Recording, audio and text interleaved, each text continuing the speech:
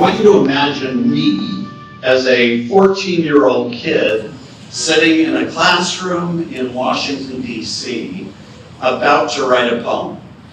And the reason I'm there is that, at least in my version of this telling, is a year earlier, my mother and my two sisters and I had been in San Diego for what, for me, was the most magical summer of my youth.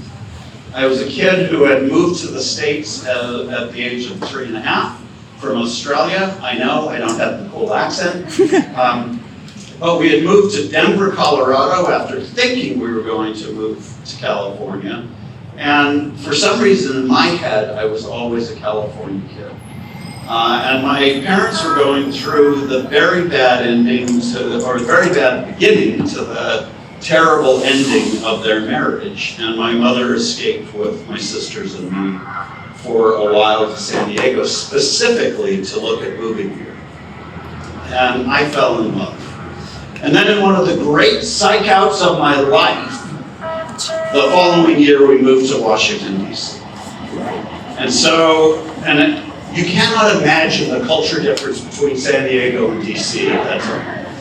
And so I'm a kid sitting in a classroom in Washington, D.C., and I'm taking, it's an English class, and we're doing a creative writing exercise, and we're writing a poem.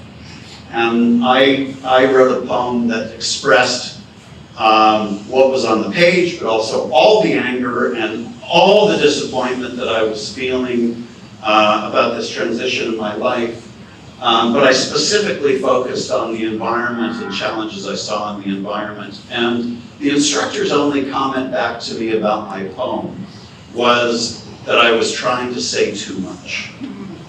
And I learned two lessons from that were the wrong lessons. One was that art could not carry the weight of what I wanted to say in the world. And the second was that I had to buckle down and focus on the culture of the place I was now in, which was Washington, D.C. It has taken me 50 years and a lifelong journey to come back to a place of, being in San Diego and reintegrating art fully into my life and the value of creativity as a form of expression for the work that I do and that I think all of us need to do. And I share that story because it's basically, if you wanted to leave now, you'll offend me, but you could.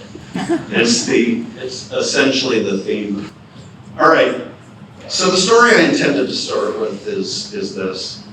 A few months back, my father is the editorial cartoonist Patrick Oliphant, who shortly after we moved to the United States in the mid-'60s won a Pulitzer Prize, became the most celebrated political cartoonist in the world over the course of his career, had an extraordinary career.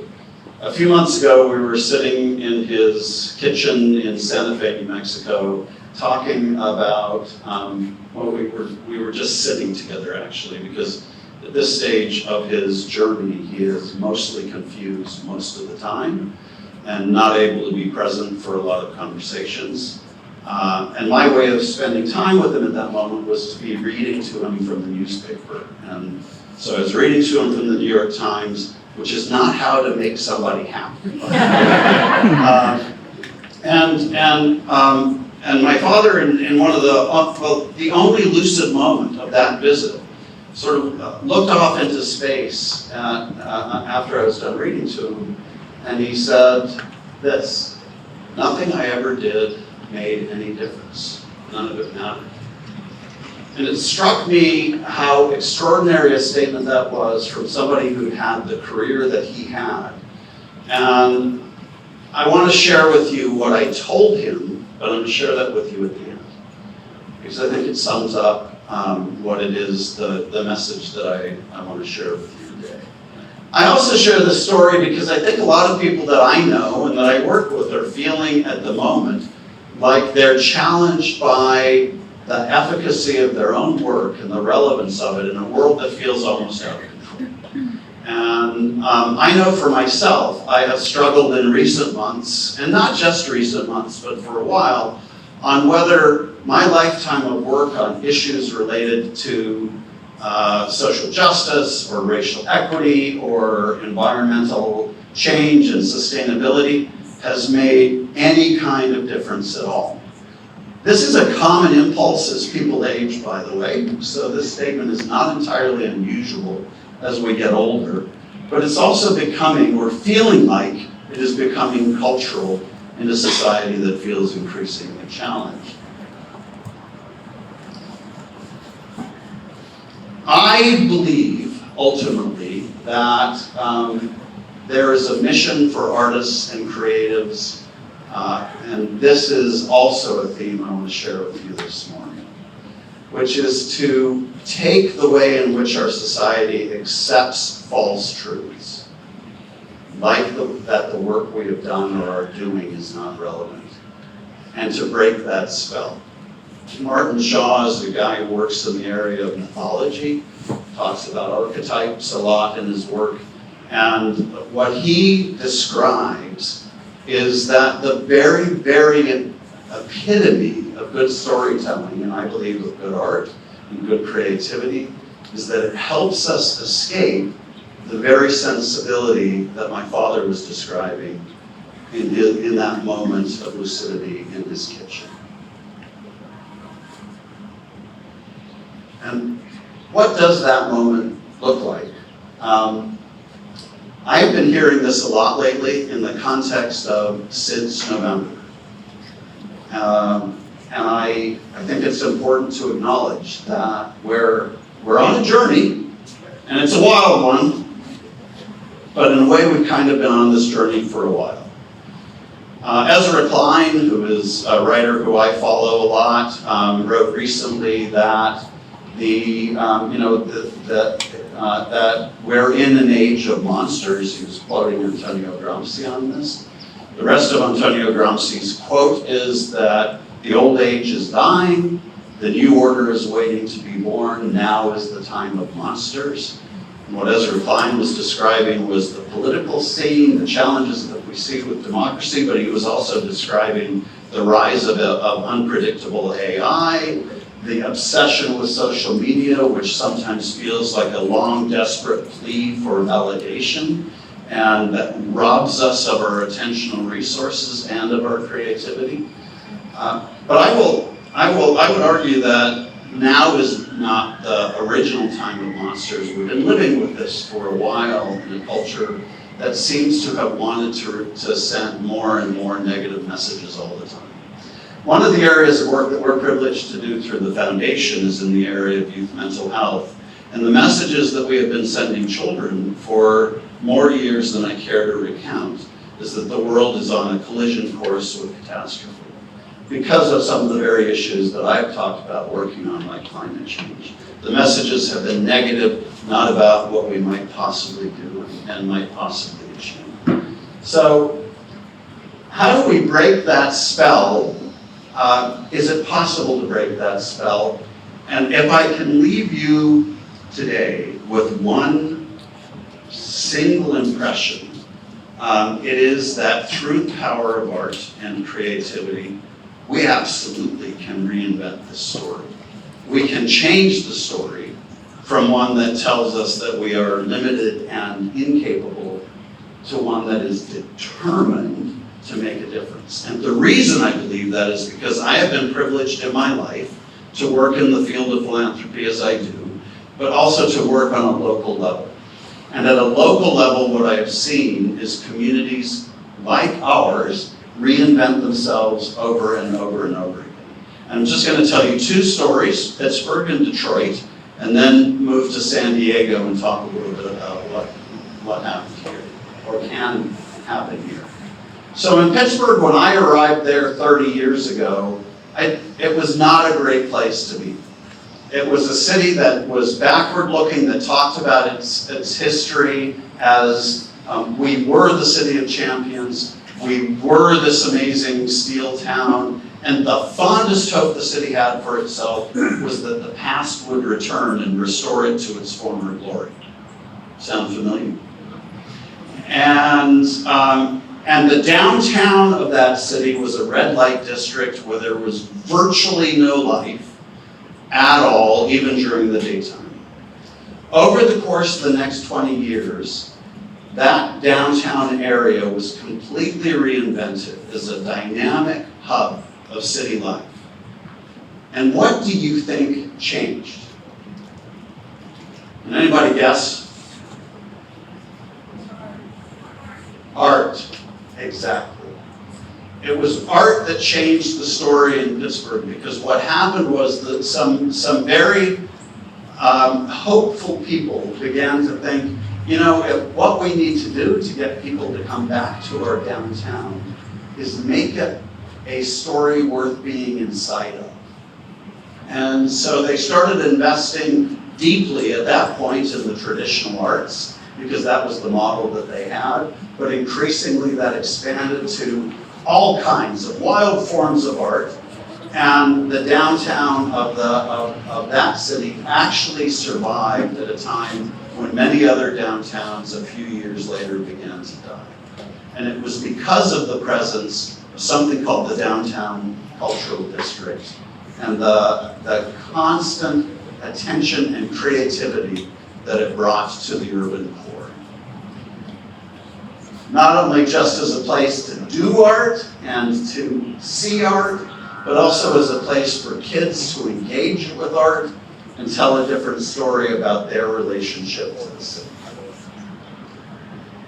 In Pittsburgh, when I arrived in that town, it is hard for people in San Diego to imagine this unless you think in terms like right now we're experiencing with Imperial Beach and the Tijuana River Valley and the pollution that it has caused.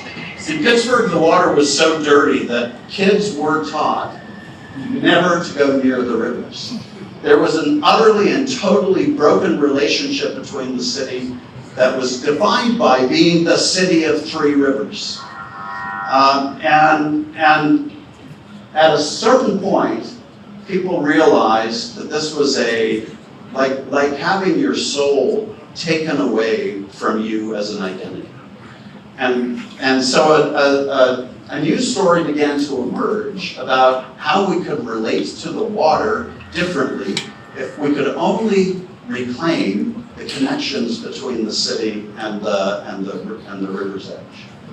And that launched a process of bringing in a designer from Boston named Alex Krieger, who came up with a grand vision for a 16-mile continuous loop downtown park that would have multiple different neighborhoods and multiple different expressions and be a place for public art, for public life, for engagement with the city in new and dynamic ways. And within 20 years, that vision became reality. All it took was somebody laying out the possibility and then other people beginning meticulously to implement it and make it real.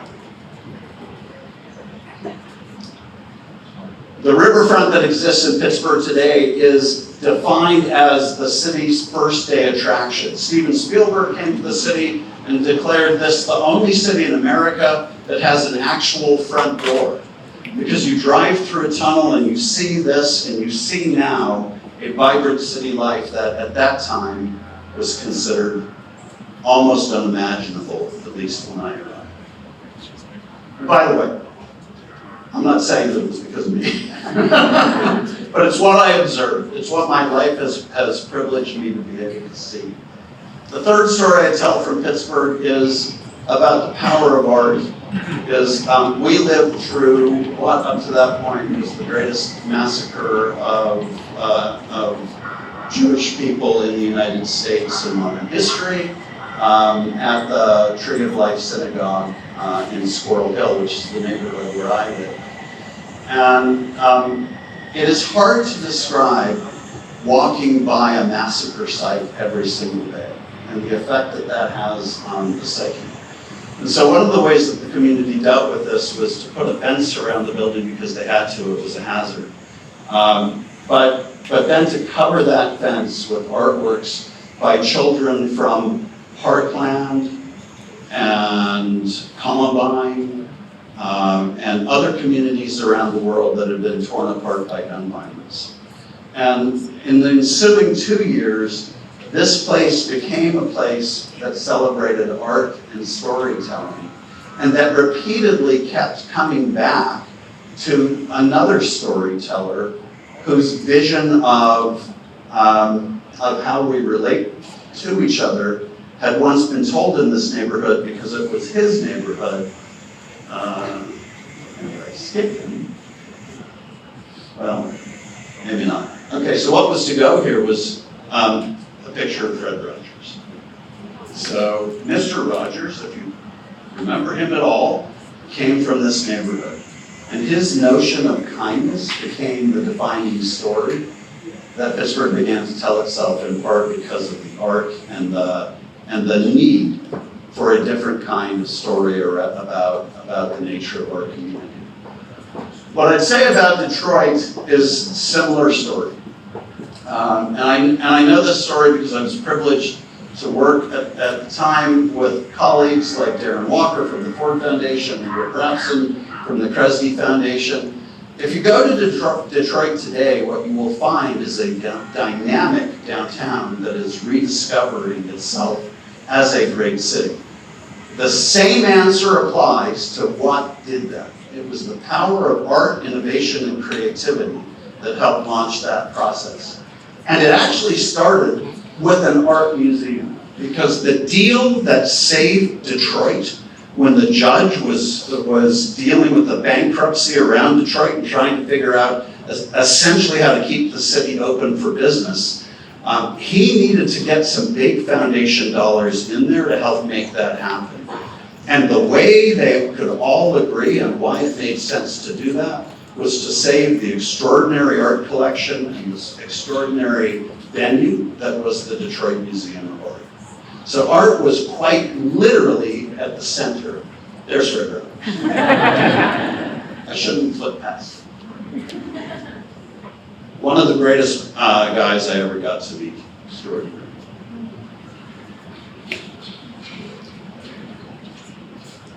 But it went deeper in Detroit than just a museum. You know, there was a concerted effort to use creative processes of connecting designers and urban planners and people who could be visionary about the future of the city with the creativity and energy of local communities, where they could actually begin to imagine differently what their futures might look like.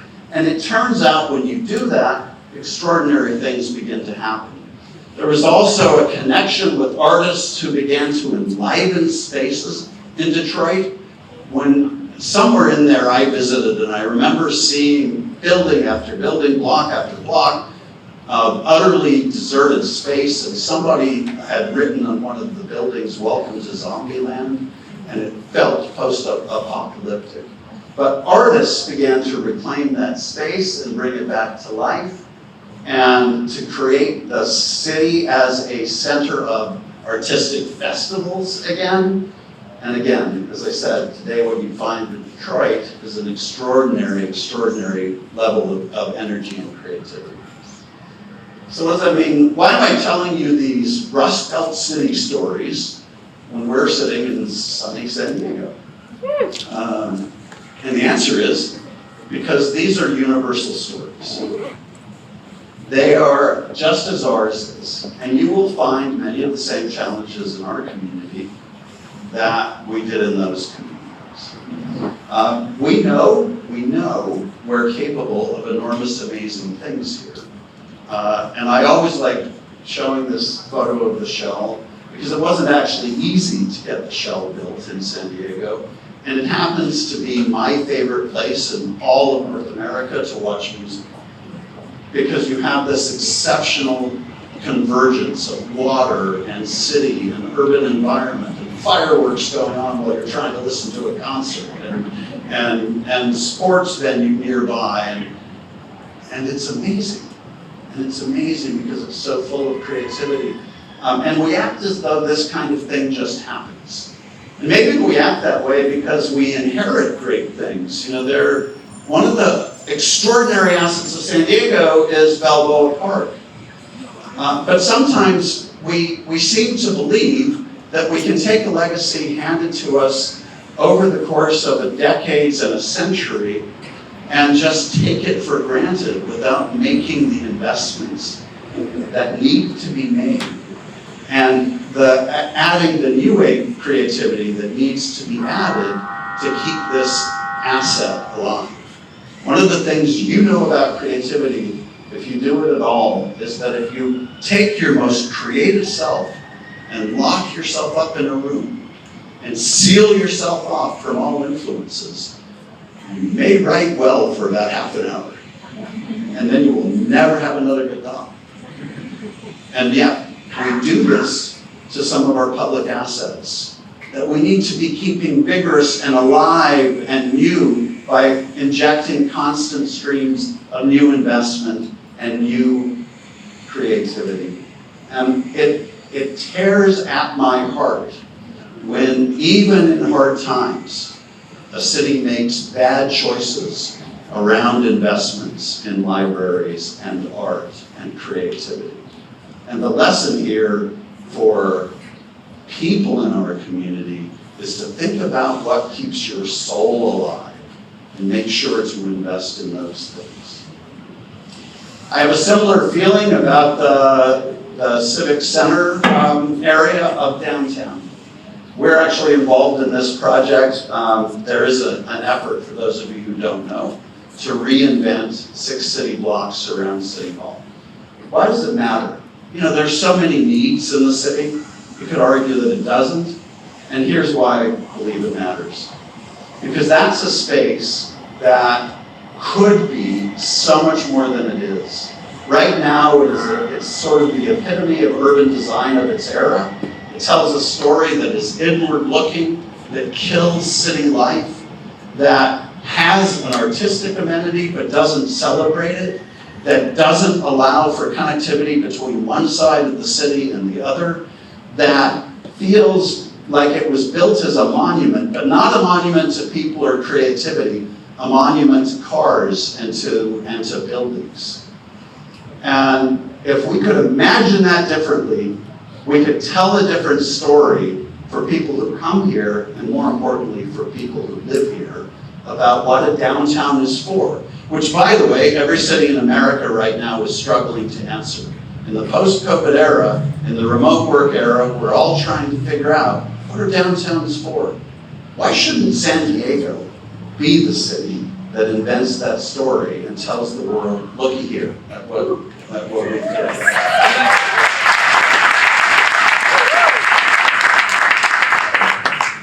At the same time, you know, big projects, but part of what makes this work, part of what makes it go, is investing in individual artists.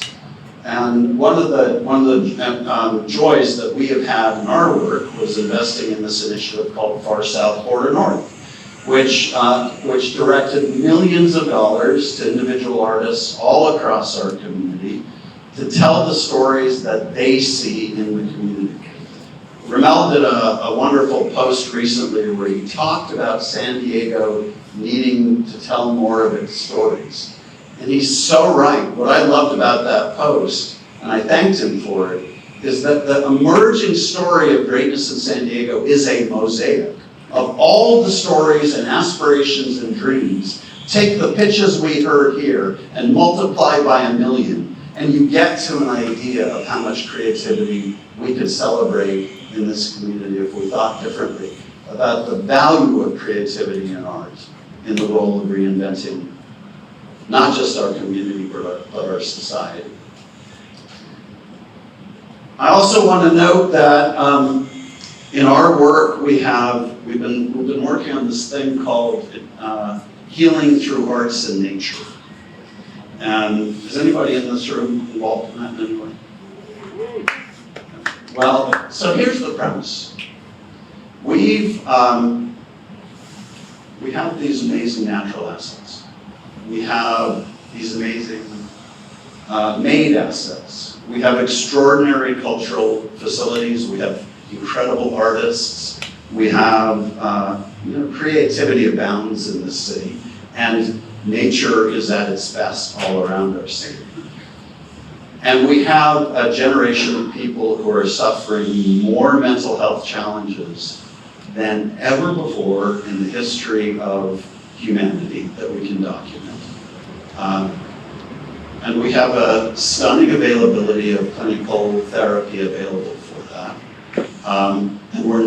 And yet the need keeps outstripping the ability of the therapy to keep up with it. And there are all kinds of reasons that people speculate about why that might be true. But it turns out that when you connect young people in particular, but all of us, with the opportunity to write a poem, even if it's a bad poem, but if you connect us with the ability to write a poem, or to paint a picture, or to write a story, or to learn how to dance, or to engage in hiking and being outdoors in nature, a magical thing starts to happen. People start developing a different sense of self-worth and of confidence and of agency. And they go from seeing themselves as victims of the world to changers of the world around them. And so we believe that there's an incredible value to artistic and creative pursuits that our society has forgotten, because this is actually a very old story. It goes back thousands of years. We've known for thousands of years, and you as a creative person knows this, that the best way to feed your own sense of personal well-being and creativity is not to keep scrolling. That's not good. It's to go for a walk. And we discover ourselves and our new ideas when we take the opportunity to do that. So how do we use art in all of these ways to redefine our places and our spaces and our personal relationship with the world around us and the sense of our children about what they can accomplish? Well, it turns out that working with kids on how to write a play, working with kids on how to use the circus arts to engage differently with each other is actually part of the formula. And instead of viewing art and creativity as a luxury, we should view them as a vital human essential.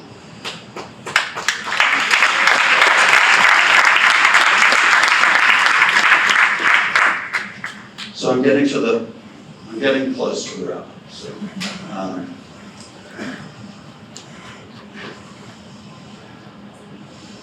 when I think about the path I've been on and the journey I've had, I actually can, my bio tells one story, but everybody's life has lots of different stories within the story that we share with each other. And I love this quote from Bukowski the poet. I am actually amazed that somehow I've got to this point in my life, because I could also tell you I wrote 2 novels that never achieved the success that I wanted for them. My heart was broken by being told I wrote a poem that was trying to do too much. I have had multiple experiences of failure in my life and not achieving what I thought I wanted. And I have every single time been saved by a poem or a story or a painting or a piece of creativity. Every single time. Last year, I went through an extraordinary phase of anxiety that I had to work through in a very, very thoughtful way. And it was a set of 5 metaphors. This is not that speech, thank God, but it was a set of 5 metaphors that I drew.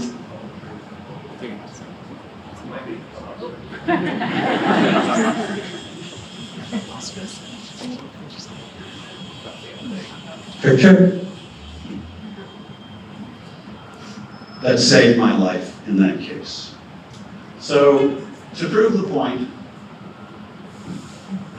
About 12 years ago, I was sitting in my car in Pittsburgh on a rainy night, cold.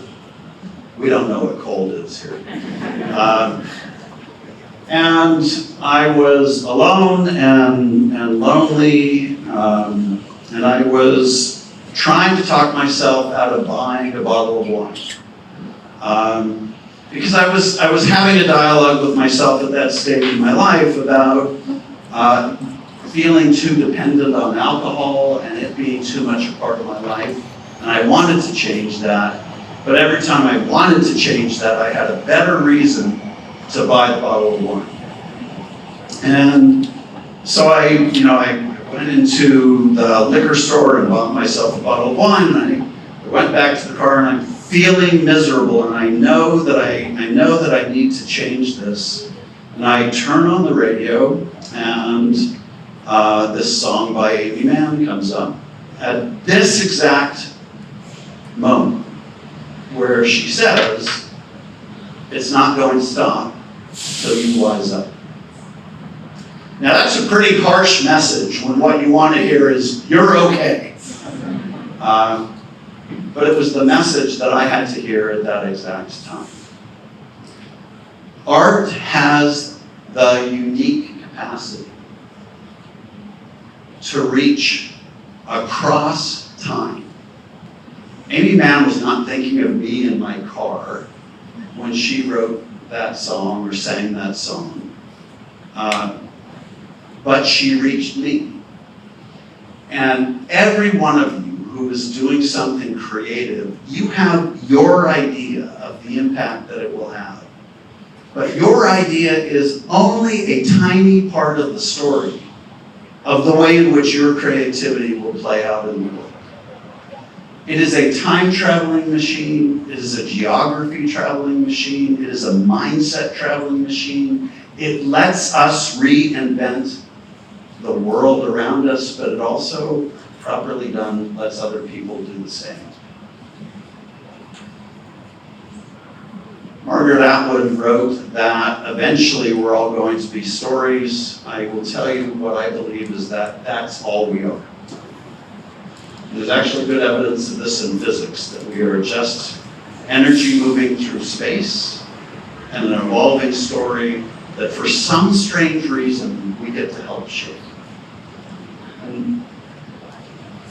And in a sense, what the job of the artist is to help make all of this happen, be it in this community or any other community or in your own life or in the lives that you don't know you've touched, is to do three simple things. Pay attention, be surprised by it, and then tell about it. What I told my dad when he said this very sad thing to me was, history is long.